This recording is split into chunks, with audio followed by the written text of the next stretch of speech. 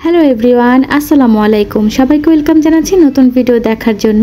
আজকের ভিডিওতে আমি শেয়ার করব চিকেন পাকোড়া, যেটা বানানো খুবই ইজি আর খেতে ভীষণই মজার। আশা করছি ভিডিও ভালো লাগবে। চলুন তাহলে দেখে নিই আজকের রেসিপি।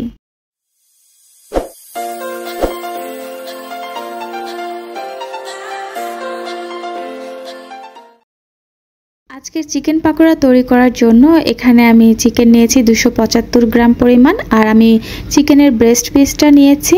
তবে আপনারা চিকেনের যে কোনো অংশই নিতে পারবেন। এইরকম টুকরো করে কেটে নিতে হবে, তবে কোনো হাড় নেওয়া যাবে না। এই চিকেনগুলোকে এখন আমি ম্যারিনেট করে নিব। তো এর জন্য আমি এখানে নিয়েছি কিছু মশলা, যার মধ্যে রয়েছে ভাজা জিরার গুঁড়া।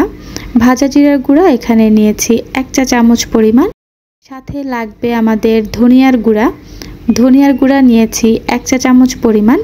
স্বাদ মতো অথবা 1 চা চামচ পরিমাণ লাল মরিচের গুঁড়া, 1 চা চামচ পরিমাণ হলুদ গুঁড়া, আর চাট মশলা, যেটা চটপটি খাই আমরা, সেই চটপটির মশলা নিয়েছি এখানে 1 চা চামচ পরিমাণ। সব মশলাগুলো দেওয়ার পর এর মধ্যে স্বাদ মতন লবণ দিয়ে দিলাম। চটপটি মশলার মধ্যেও কিন্তু লবণ থাকে, তাই বুঝে শুনে লবণটা এখানে ব্যবহার করতে হবে। এরপর এর মধ্যে দিয়ে দিচ্ছি সবকিছু মেখে নিয়ে আদা রসুন বাটা। আদা রসুন বাটা দিয়েছি আধা টেবিল চামচ পরিমাণ। এখানে আদা রসুন একত্রে ব্লেন্ড করা রয়েছে। সবকিছু মেখে নিচ্ছি। মেখে আধা ঘন্টার জন্য যদি হাতে সময় থাকে ম্যারিনেট করে রেখে দিতে পারেন। তো আমি আধা ঘন্টা পরে ফিরে এলাম। এর মধ্যে 1 কাপ পরিমাণ পেঁয়াজ কুচি দিয়ে দিচ্ছি। তারপর এর মধ্যে দিতে হবে ময়দা।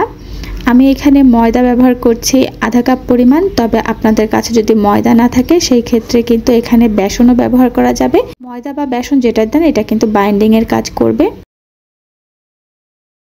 তারপর এর মধ্যে লাগবে হচ্ছে চালের গুঁড়া 3 টেবিল চামচ পরিমাণ। আমার কাছে চালের গুঁড়া ছিল, তাই আমি চালের গুঁড়া ব্যবহার করছি। যদি আপনাদের কাছে চালের গুঁড়া না থাকে সেই ক্ষেত্রে কর্নফ্লাওয়ারও ব্যবহার করতে পারবেন। যে কোনো একটা দিলেই হবে। স্বাদ মতন দিয়ে দিব কাঁচা মরিচ। এরপর দিয়ে দিব প্রয়োজন অনুযায়ী ধনিয়া পাতা কুচি। ধনিয়া পাতা কুচি দিতে না চাইলে না দিলেও চলবে। এরপর আমি চালের গুঁড়া আর হচ্ছে ময়দার জন্য হলুদের গুঁড়া দিয়ে দিচ্ছি আধা চা চামচ পরিমাণ, আর তার সাথে মরিচের গুঁড়াও দিয়ে দিচ্ছি আধা চা চামচ পরিমাণ, আর সামান্য একটু লবণও দিয়ে দিচ্ছি। এই শুকনো মশলাগুলোর সাথে হলুদ মরিচ আর লবণটা একটু ভালো করে হাত দিয়ে আলতো করে মিশিয়ে নিলাম। তারপর এখন চিকেনের গায়েও সবকিছু একত্রে মেখে মিশিয়ে নিতে হবে।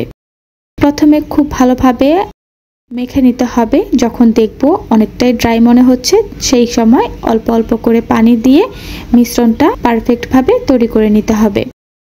তো একসাথে বেশি পানি দেওয়া যাবে না, অল্প অল্প করে পানি দিয়ে তারপরেই কিন্তু আমাদের মেখে নিতে হবে। তো সবকিছু ভালোভাবে মেখে নেওয়ার পরে এরকম একটা আঠালো একটা মিশ্রণ তৈরি হয়ে যাবে।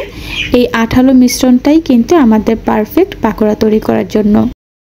এভাবে একটু দেখবেন পাকোড়া তৈরি করার শেপটা দেয়া যাচ্ছে কিনা, তাহলে বুঝবেন রেডি হয়ে গিয়েছে। এখন আমরা এর মধ্যে বেকিং সোডা দিয়ে দিচ্ছি আধা চা চামচ পরিমাণ। যে কোনো ভাজাভুজি খাবারের মধ্যে বেকিং সোডা ব্যবহার করলে ভালো, তবে বেকিং পাউডার কিন্তু এর পরিবর্তে দেয়া যাবে না। আর ভাজার ঠিক আগ মুহূর্তেই কিন্তু বেকিং সোডাটা ব্যবহার করতে হবে। তবে আপনাদের কাছে যদি বেকিং সোডাটা না থাকে তাহলে দেওয়ার দরকার নেই। তবে এর পরিবর্তে বেকিং পাউডার কিন্তু কোনোভাবে ব্যবহার করা যাবে না। তো বেকিং সোডা ভালো করে মেখে নিয়েছি। বেকিং সোডা ভালো করে মেখে নেওয়ার পর এখন এগুলোকে ভাজতে চুলায় চলে যাব।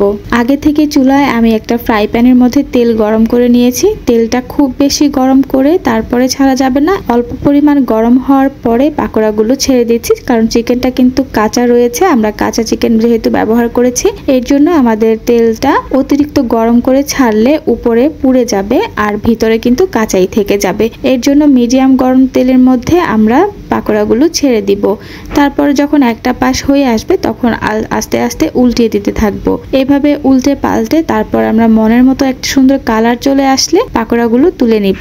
আর পাকোড়াগুলো কিন্তু একটু মিডিয়াম জালেই ভেজে নিতে হবে, হাই জালে ভাজা যাবে না, তাহলে চিকেনটা কাঁচা থেকে যাবে। তো যখন আমাদের পছন্দ অনুযায়ী কালার চলে এসেছে তখন আমরা পাকোড়াগুলোকে তুলে নিচ্ছি। এই তো আমাদের সব চিকেন পাকোড়াগুলো ভাজা হয়ে গিয়েছে। চিকেন পাকোড়াগুলো যেমন দেখতে আকর্ষণীয় তেমন খেতেও কিন্তু ভীষণ মজার। ছোট বাচ্চা থেকে বড় সবাই খুব পছন্দ করে এই চিকেন পাকোড়াটা খেতে। বাচ্চাদের স্কুলের টিফিন অথবা ঝটপট কোনো অতিথি চলে এলে এই রেসিপিটা কিন্তু আপনারা তৈরি করে আপ্যায়ন করতে পারেন। আশা করছি আমার আজকের ভিডিও ভালো লেগেছে। ভিডিও ভালো লাগলে প্লিজ আমার চ্যানেলটি সাবস্ক্রাইব করে পাশেই থাকবেন। আজকের মতো এখানে বিদায় নিচ্ছি। আল্লাহ হাফেজ।